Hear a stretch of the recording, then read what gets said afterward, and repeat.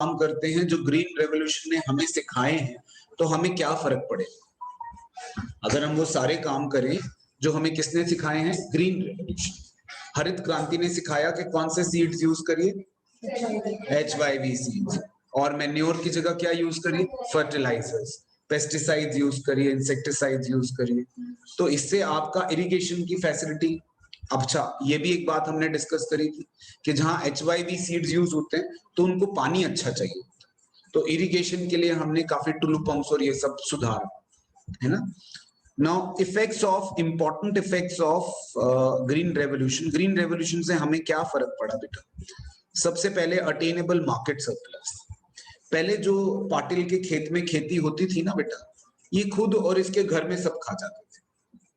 ठीक बात है, अब अनाज उगा रहे हैं तो खाने के लिए तो उगा रहे हैं, अनाज उगाया और खा लिया।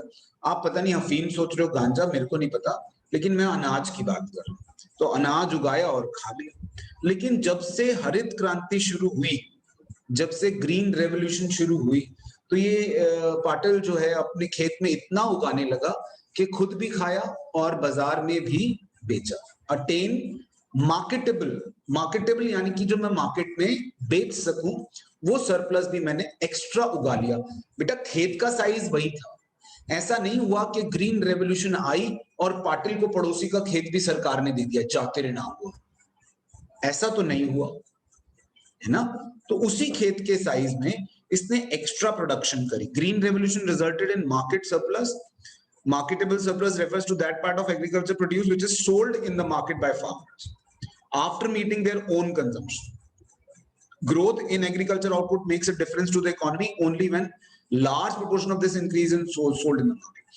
बाजार में जब तक नहीं आएगा तब तक फायदा नहीं है। क्यों बेटा? सब खुद बना के खुद ही खा लें, इतना ही बना पाएंगे खुद खा लें, तो हम कहां से खाएंगे? हम तो खेती करते नहीं, हम जैसे लोग कहां खाएंगे फिर? ये तो जब तक बाजार में नहीं आता एग्रीकल्चर का produce, then there is no benefit. ठीक, then fortunately a good proportion of rice and wheat produced during the green revolution period was sold by farmers in the market. Fortunately अच्छा प्रोडक्शन हुआ और market में बिका। ठीक है जी। Buffer stock of food grains. Buffer stock क्या होता है? Surplus stock. ये बफर स्टॉक समझाने के लिए मैं आपको पेंडेमिक का वो टाइम पीरियड याद दिलाता हूं जब पहला पहला लॉकडाउन लगा। हमने घर में 2 किलो 5 किलो चीनी एक्स्ट्रा और दूध एक्स्ट्रा। ये हाल था कि अभी शुरू शुरू में जब लॉकडाउन लगा तो वो मदर डेयरी के पास वो इतनी पुलिस खड़ी है, बाजारों में इतनी पुलिस खड़ी है, ऐसे जैसे आतंकवादी हमला हो गया। तो उस वक्त हमने क्या किया था याद करो? हमने बफर स्टॉक रखा था कि भाई अगर कल को कमी पड़ गई और बाजार खुले ही नहीं, हमें जाने ही नहीं दिया, तो हम खाएंगे कहां से? लोगों ने दूध के पाउडर के पाउचेस भी रखे अपने घर कि दूध खत्म हो गया तो पाउडर से काम चला लें, टेट्रा पैक्स रखे। तो that is buffer stock. The green revolution enabled the government to procure sufficient amount of food grains to build a stock which could be used in times of food shortage. Patil आप कुछ कह रहे थे? Sir example दे रहा था क्या क्या stock करके रखा था। हाँ सर अभी भी तूने क्या क्या स्टॉक करा था बताओ? मैंने एग्जांपल कह रहे थे, दूध ने कह रहे थे, दालें भी स्टॉक करी थी सबने। तूने जो बेटा बॉटल्स रखी थी स्टॉक में मुझे मालूम है, और जो सिगरेट के डब्बे रखे थे वो भी मुझे मालूम है। तो एक्स्ट्रा सिगरेट के डब्बे, एक्स्ट्रा पेटियां बोतलों की लेकर आया था। I know all that. अच्छा, benefits to low income groups. अब मेरे जैसे गरीबों को बड़ा फायदा होता है जब एक्स्ट्रा प्रोपोर्शन में प्रोडक्शन होती है, तो मुझ जैसे गरीब बड़ा फायदा उठाते हैं। क्यों? क्योंकि हमें जो है सरप्लस आएगा तो हमें माल सस्ता मिलता है। जब सप्लाई बढ़ती है तो माल सस्ता होता है, ध्यान रखना। सप्लाई ज्यादा ना हो तो माल महंगा होता है। फिर अगर सप्लाई की शॉर्टेज हो तो माल महंगा होता है। As large proportion of food grains was sold by the farmers in market, their prices declined related to other items of consumption. The low income groups who spend a large percentage of their income on food benefited from this decline in relative prices. ठीक है? Then what are the risks involved in green revolution? Green revolution में कौन कौन से risk involve है बेटा? पहला risk of paste attack. क्योंकि आप पेस्टिसाइड्स और ये सब यूज करते हो, फर्टिलाइजर्स यूज करते हो, तो पेस्ट के अटैक के ज्यादा chances due to HYV seeds जो हैं, वो पेस्ट क्या होता है? पेस्ट क्या होता है? कीड़े, है ना, कीड़े मकोड़े, वो जो कीड़ा लग जाता है उसमें, जैसे हम कहते हैं दाल में कीड़ा लग गया, अनाज में कीड़ा लग गया, तो वो लग जाता है खेतों में। आप अगर एक बार कीड़ा लग जाए ना खेतों में, आप उसको बचा नहीं सकते। अगर आपको कीड़ा भाग, ऐसे नहीं भागता, गाय नहीं है जो भाग जाएगी, कीड़ा नहीं भागता बेटा। कीड़ा लग गया, एक बार घर में दीमक लग जाए ना, आप उसको जितना मर्जी डरा दो, हट हट करते रहो, वो नहीं जाएगा। अब उसके लिए आपको क्या डालना पड़ता है? पेस्टिसाइड। पेस्ट अटैक के चांसेस बढ़ गए क्योंकि आपने HYV सीड्स डाला, तो पेस्ट अटैक के चांसेस बढ़े तो उससे आपने पेस्टिसाइड डाला। पेस्टिसाइड ने कीड़े को तो मारा, लेकिन वो हमारे खाने में भी गया, हमारे अनाज में भी गया। That is a loss for us, जिसकी वजह से हम आजकल वापस किस पे आ गए?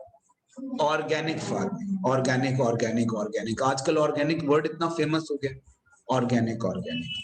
The HYV crops were more prone to attacks by pests, so there was a risk that small farmers who adopted this technology could lose everything in the pest attack. However, this risk was considerably reduced by government. The risk of increase in income inequalities, ये कैसे? बेटा जो आप जैसे धनाढ़ लोग हैं, अमीर लोग हैं, जैसे आप लोग, आप लोगों ने तो ग्रीन रेवोल्यूशन में HYV सीड्स भी खरीद लिए, फर्टिलाइजर भी खरीद लिए, इरिगेशन के लिए टुलू पंप्स भी लगा लिए, पेस्टिसाइड्स भी डाल लिए।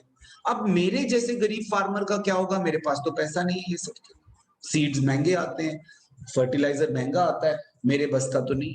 मैं तो भगवान पे डिपेंडेंट हूँ कि भगवान तू कहीं से बारिश कर और मेरी खेती अच्छी हो। मैं तो सुबह शाम बस प्रार्थना कर सकता हूँ। गरीब आदमी और क्या करता है? आप लोग अमीर आदमी हैं, आप लोग ऑर्डर करते हैं कि ये फर्टिलाइजर भेज दे, ये भेज दे, वो भेज दे, तो वहां आपके और मेरे बीच में कितनी इनइक्वालिटीज आ गई बेटा। आप अमीर से और अमीर हो गए और मैं गरीब से और गरीब हो गए, है ना। So that is inequalities. कितना दुख हो रहा है चंद्रा तुझे मेरे गरीब होने पे। सो इनइक्वालिटीज बढ़ी। नाउ इकोनॉमिस्ट्स, ये तो था बेटा जितना भी अभी हमने करा, that was about economist in favour of subsidies. बेटा एक क्वेश्चन आता है, what do you mean by subsidies and are you in favour of subsidies और you against the subsidies? Comment, ठीक है। Are subsidies good for us? इस पे comment करना है। तो पहली बात, सब्सिडीज किसको कहते हैं? Subsidies is a kind of help by government in terms of money or in kind. जैसे मैं उदाहरण आपको देता हूं, किसान गया फर्टिलाइजर बीज खरीदने। अब फर्टिलाइजर बीज खरीदने के लिए उसको पैसा चाहिए और वो महंगा बहुत है, लेकिन सरकार चाहती है कि किसान तू फर्टिलाइजर और बीज खरीद। क्यों? तू खरीदेगा, खेती करेगा तो देश की तरक्की होगी। किसान से ये सरकार चाहती। तो सरकार ने कहा कि तू बीज भी खरीद और फर्टिलाइजर भी खरीद, पेस्टिसाइड भी खरीद। किसान ने कहा साहब ये तो बहुत महंगा है, मैं तो नहीं खरीद सकता। सरकार ने कहा कुछ हेल्प हम करेंगे, तेरे बीज का इतना प्राइस बनता है, तू किसान है, तेरा सर्टिफिकेट बना हुआ है that you are a farmer, तेरे को हम इतना डिस्काउंट उसमें देंगे, तेरे को सब्सिडी मिलेगी। जैसे आपके घर में, मेरे घर में 6 सिलेंडर्स आते हैं जब साल में, तो सब्सिडाइज्ड रेट पर आते हैं। कुछ पैसा हम देते हैं गैस कंपनी को और कुछ पैसा सरकार देती है। तो जो पैसा सरकार देती है दैट इज कॉल्ड सब्सिडी। तो सब्सिडी के कुछ लोग फेवर में हैं और कुछ लोग इसके अगेंस्ट। हम ये आज पढ़ते हैं, बड़ा इंटरेस्टिंग है कि कुछ लोग अगेंस्ट क्यों हैं सब्सिडी के। फेवर में तो हमें समझ में आता है क्योंकि हम सब चाहते हैं कि किसान, सरकार हमारी हेल्प करे। हम प्रोड्यूसर हैं या कंज्यूमर हैं, मगर हम ये सब चाहते हैं कि सरकार हमारी हेल्प करे इकोनॉमिकली और इन काइंड। तो यहां पर द गवर्नमेंट शुड कंटिन्यू, इसका इनके फेवर में, the government should continue the agricultural subsidies as farming in India continues to be a risky business. अगर आप नहीं करेंगे तो फार्मिंग बड़ा रिस्की होता जा रहा है, क्योंकि इतना पैसा लगाने के बाद प्रोडक्शन उतनी होती नहीं, कमाई नहीं होती, लोग फार्मिंग छोड़ छोड़कर दूसरे धंधे ढूंढ रहे। अब आप देख लीजिए, चंद्रा पहले खेत था इसका, अब भूगोल में रिक्शा चलाते, वो भी बैटरी वाला, मेट्रो मेट्रो मेट्रो मेट्रो। क्यों क्यों छोड़ना पड़ा वो खेत? क्योंकि प्रोडक्शन नहीं। अगर आप सच माने, ये तो चंद्रा का मैं एग्जाम्पल आपको ऐसे मजाक में ले रहा हूं, लेकिन आपको जितने ये रिक्शे वाले भाई या ये देखेंगे, आप किसी से पूछेंगे वो आपको बताएंगे, गांव में हमारी जमीन है भाई साहब, सच। मिस्त्री मजदूर जो यहाँ आते हैं उनसे पूछिए, गांव में हमारी जमीन है भाई साहब, वहां क्यों नहीं कर रहा था कुछ?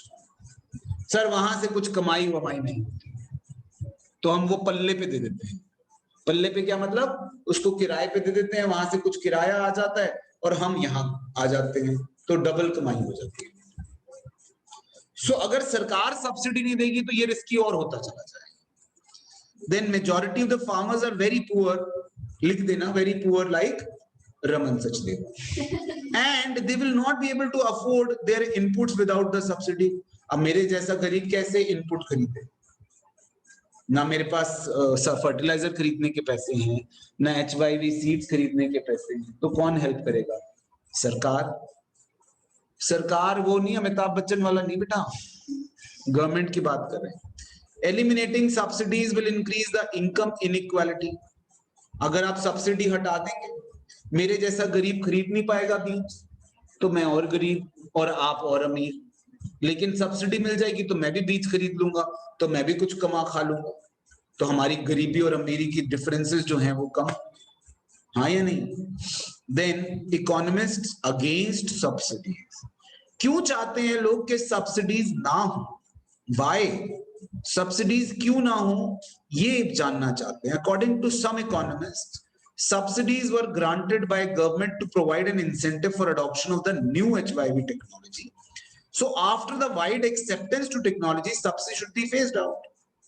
ये कहना चाह रहे हैं ये अभिनव जैसे कुछ लोग बैठे हैं सरकार के पास, जो कहते हैं सब्सिडी हटाओ भाई। गोयल है ना, कहते हैं सब्सिडी हटाओ, कब तक देते रहोगे? जब नया नया HYV सीड्स आए थे तो हमने कहा था भाई दे दो सब्सिडी ताकि लोग कम से कम खरीदें, अभी तो खरीद नहीं रहे। जैसे नया नया इंजेक्शन आया तो 250 रुपए का लगा दिया सरकार ने, अब सबने एक्सेप्ट कर लिया, 900 रुपए का हो गया, है ना? तो जब हमने पहले सब्सिडी दे दी, अब सब्सिडी देने का क्या मतलब है? अब तो लोगों ने अडॉप्ट कर लिया टेक्नोलॉजी, तो पहला रीजन हमने दिया। Subsidies do not benefit the poor and small farmers. हमको नहीं हेल्प करता ये, मेरे जैसे गरीबों को सब्सिडीज हेल्प नहीं करती खुशी ना। As the benefits of substantial amount of subsidy go to the fertilizer industry and prosperous farmers, जो वाकई ओरिजिनल और जो वाकई अमीर फार्मर्स हैं उनको तो और फायदा हो जाता है इससे। भाई गरीबों को तो हुआ, अमीरों को भी तो बहुत फायदा हो गया, क्योंकि किसान तो हर कोई किसान। आपको मालूम है ऐसे भी किसान हैं जो पजेरो पे आते हैं, BMW पे आते हैं। हमारे देश में ऐसे बहुत सारे किसान हैं, मैं तो बड़ा इंस्पायर हुआ था उनको देखकर। पहले मैं पढ़ाने वाला काम मैं छोड़कर मैं तो सोच रहा था कि खेती करूं। सच बता रहा हूं, एकम वीर अगर गया, अभी पंजाब गया, इसको मालूम है पंजाब के किसान देखो आप, पजेरो क्या, लैंड क्रूजर क्या, बाप रे क्या मजे कर रहे हैं। हाँ sir, as compare to other states के फार्मर्स, सर पंजाब के फार्मर्स बहुत रिच हैं, बहुत अमीर हैं, बहुत ज्यादा अमीर हैं सर। पंजाब हरियाणा बच्चा दोनों इनका कनाडा भी चला जाता है, क्योंकि कनाडा को सप्लाई बंदा पंजाब करता है ना, पंजाब बंदे सप्लाई करता है कनाडा को, तो वहां भी चला जाता है। फिर वहां से कोई पैसे पूछे वो भी भेजता है, डॉलर, तो वो और कमाइयां हो जाती है, बड़ी कमाइयां बहुत। तो यानी कि अब वो जो अब रीजन ठीक है इनका कि भाई जिन तक ये सब्सिडी पहुंचनी चाहिए थी उन तक तो पहुंची नहीं, और जिन तक नहीं पहुंचनी चाहिए थी उन तक हमने पहुंचा दी। Got it not got it, समझ गए बात को? अच्छा जी, यहां तक रोकते हैं इसको। इससे कुछ पूछना तो उसमें वहां पर उसको तो कोई फायदा हो नहीं रहा, तो ऐसा कोई प्राइवेट सेक्टर क्यों करेगा? Then lack of incentive for private sector के बाद objective of social welfare. Initially हम प्रॉफिट मोटिव के बारे में ना सोचकर हम सोशल वेलफेयर के बारे में सोच रहे थे, और हमें सोचना भी चाहिए था क्योंकि देश को ऊपर लाना था, देश को डेवलप करना था। We were talking about the development of the country. तो जब हम डेवलपमेंट ऑफ द कंट्री की बात करते हैं तो we can not talk about the profit. अब सोशल वेलफेयर मोटिव कहां करेगी सरकार के अलावा, कौन करेगा? तो ये सवाल क्या था, फिर से बताना, कि हमने पब्लिक सेक्टर को इतनी importance initial years of independence में क्यों दी? 1950 टू 1990 हमने क्यों दी उसको? क्यों? पहला, हमारे पास इतना पैसा प्राइवेट सेक्टर के पास नहीं था कि वो देश की तरक्की के लिए, देश के इंफ्रास्ट्रक्चर के लिए लगा सके। ठीक है, पहली रिक्वायरमेंट इंफ्रास्ट्रक्चर थी। इंफ्रास्ट्रक्चर होगा तो प्रोडक्शन भी हो जाएगी। सड़कें ही नहीं होंगी तो फैक्ट्री में माल बनेगा, माल बनेगा कैसे? रॉ मटेरियल कैसे पहुंचेगा? और रॉ मटेरियल से चलो माल बन भी गया तो कस्टमर के पास कैसे पहुंचेगा अगर सड़कें ही नहीं होंगी? तो उस वक्त सड़कें चाहिए थी, पानी चाहिए था, बिजली चाहिए थी। ये सब के लिए प्राइवेट सेक्टर के पास पैसा नहीं था। दूसरा, इंसेंटिव नहीं था प्राइवेट सेक्टर के पास, क्योंकि प्रॉफिट मोटिव के बारे में हम नहीं सोच रहे थे। आई एम श्योर कमाया होगा लोगों ने, लेकिन हम उस वक्त प्रॉफिट मोटिव के बारे में नहीं सोच रहे थे। हम सोच रहे थे किसके बारे में? सोशल वेलफेयर के बारे में। That is the third point. Now how are the industries classified? बेटा 1956 के पॉलिसी रेजोल्यूशन में हमने इंडस्ट्रीज को 3 कैटेगरीज में बांटा, शेड्यूल ए, शेड्यूल बी और शेड्यूल सी। ये जरा याद रखें, बड़ा इंपॉर्टेंट क्वेश्चन है, आपसे पूछा जाएगा। हमने कैटेगरीज में क्या बांटा? जैसे सारी इंडस्ट्रीज कौन कौन सी होती है बेटा? एग्रो इंडस्ट्री, इलेक्ट्रिसिटी इंडस्ट्री, या ट्रांसपोर्टेशन, या कम्युनिकेशन, या फिर कोई इंडस्ट्रीज जो है उनको हमने बांटा कैसे? शेड्यूल ए में हमने 17 इंडस्ट्रीज बांटी, industries which would be exclusively owned by state. बेटा स्टेट का यहां मतलब है गवर्नमेंट। हमने 17 ऐसी इंडस्ट्रीज आइडेंटिफाई करी जो हमने कहा सिर्फ सरकार चलाएगी और कोई नहीं चलाएगा, प्राइवेट सेक्टर इनको नहीं चलाएगा। हमने रिजर्व कर दी सरकार के, क्योंकि हमें उस वक्त ये लगता था कि प्राइवेट सेक्टर चलाएगा तो वो प्रॉफिट मोटिव के चक्कर में कंज्यूमर को परेशान करेगा। जिसमें क्या क्या था? एयरक्राफ्ट, ऑयल, रेलवेज, शिपिंग, और वो भी था मेडिसिन भी उस वक्त वहां की सरकार के पास। आर्म्स एंड एम्यूनिशन कौन बनाएगा बेटा? सरकार बनाएगी। गोले बारूद प्राइवेट सेक्टर को नहीं दिए। ठीक है। देन शेड्यूल बी, इसमें 12 इंडस्ट्रीज थी which would be progressively state owned. The state would take the initiative of setting up. बनाएगी, उसको लगाएगी स्टेट, क्योंकि पैसा लगता है बनाने के लिए। बनाने के बाद प्राइवेट सेक्टर जो है साथ में हेल्प करेगा उसको चलाने में। इसको कहते हैं बेटा PPP, public private partnership. When I did my MPhil, I did my thesis on PPP in infrastructure. तो पब्लिक प्राइवेट पार्टनरशिप, इसको कहते हैं पब्लिक प्राइवेट। बड़ा फेमस ये है वर्ड इन इंडस्ट्रीज। तो ये वो इंडस्ट्रीज थी जिसमें पब्लिक सेक्टर भी होगा और प्राइवेट सेक्टर भी होगा, दोनों मिलकर उसको चलाएंगे। इसमें aluminium, mining industry, machine tools, fertilisers डालते हैं। देन शेड्यूल सी, जो बाकी बच गई वो प्राइवेट सेक्टर के लिए डाल दी। बड़ा सिंपल सा लॉजिक दिख रहा है। ये पूरी की पूरी गवर्नमेंट, ये पीपीपी और ये प्राइवेट,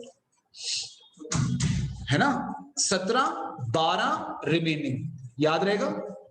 17, 12 रिमेनिंग, याद रहेगा बेटा। 17 किसको दी हमने? गवर्नमेंट को, स्टेट ओन्ड, है ना। 12 किसको दी? पीपीपी, जिसमें हमने कहा बनाएगी सरकार, उसको सेटअप सरकार करेगी, लेकिन चलाने में मिलकर एफर्ट्स करेंगे सरकार और प्राइवेट सेक्टर। ठीक है बेटे। देन शेड्यूल सी में बाकी की इंडस्ट्रीज। याद रहेंगी बेटा ये बातें, तो बड़ा मजा आएगा आपको, रट्टे नहीं मारने पड़ेंगे घर जाकर। स्मॉल स्केल इंडस्ट्री, SSI, हमारे देश की एक पिलर है small scale industry. Small scale industry होती है जो हम घर के बैकयार्ड में लगा लेते हैं। कोई कुर्सियां बुन रहा है ना, कोई कपड़े बना रहा है। स्मॉल स्केल इंडस्ट्री जिसमें हमने बहुत पैसा नहीं लगाया ज्यादा। स्मॉल स्केल इंडस्ट्री में फॉर एग्जांपल मैं मोबाइल के वो बना रहा हूँ, टेम्पर्ड ग्लासेस। अब वो मोबाइल नहीं बना रहा, मोबाइल बनाना is a large scale industry. Mobile बनाना एक बहुत बड़ा काम है, लेकिन मोबाइल की एसेसरीज बना रहा हूं मैं, कोई चार्जर बना रहा हूँ, मैं कोई वो वायर्स बना रहा हूँ, इसकी जो केबल्स होती हैं, मैं कोई स्क्रीन गार्ड बना रहा हूँ, मैं स्क्रीन के वो जो कांच होते हैं वो बना रहा हूँ, कुछ बना रहा हूं। मतलब मैंने अपना एक छोटी सी इंडस्ट्री लगाई है 1-2-3 करोड़ रुपए लगाकर, that is small scale industry. Small scale industry हमारी जान है।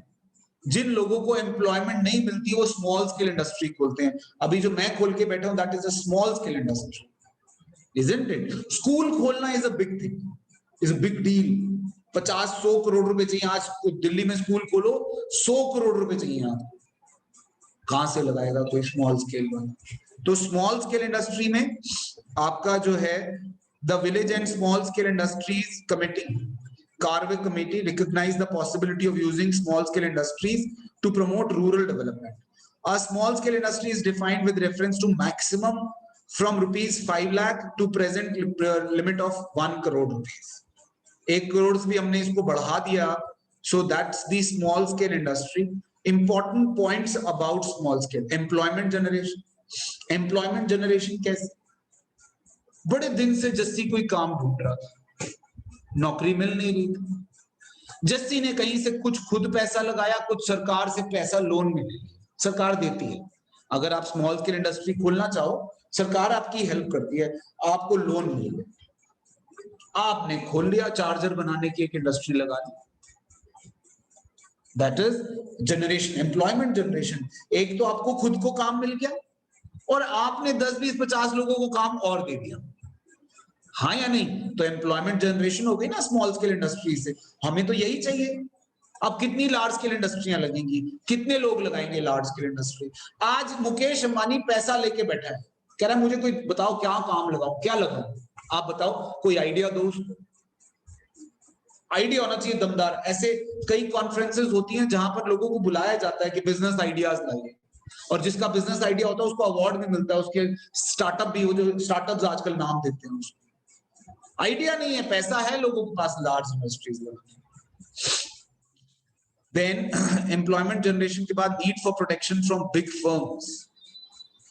बड़ी मछलियां छोटी मछलियों को खा जाती हैं, ये तय है। सोचो सैमसंग वाले अपने ही चार्जर बनाना शुरू कर दें तो जो चार्जर बनाता है मर जाए। वो तो बनाता नहीं खुद चार्जर, तो लेता है बस सैमसंग, उस पर नाम लिखा होता है। अगर खुद ही बनाना शुरू कर दे तो ये खत्म। तो हमने कुछ इंडस्ट्रीज को, सरकार ने रिजर्व कर दिया कि ये इंडस्ट्रीज केवल स्मॉल स्केल इंडस्ट्री ही चलाएगी, लार्ज सेक्टर इसमें अपने पंगे नहीं लेगा। क्लियर कर दिया कि यू डोंट टेक पंगा हियर, ठीक। Then trade policy, import substitution, ये कुछ उसमें मिक्स हुआ है, वेट अ मिनट।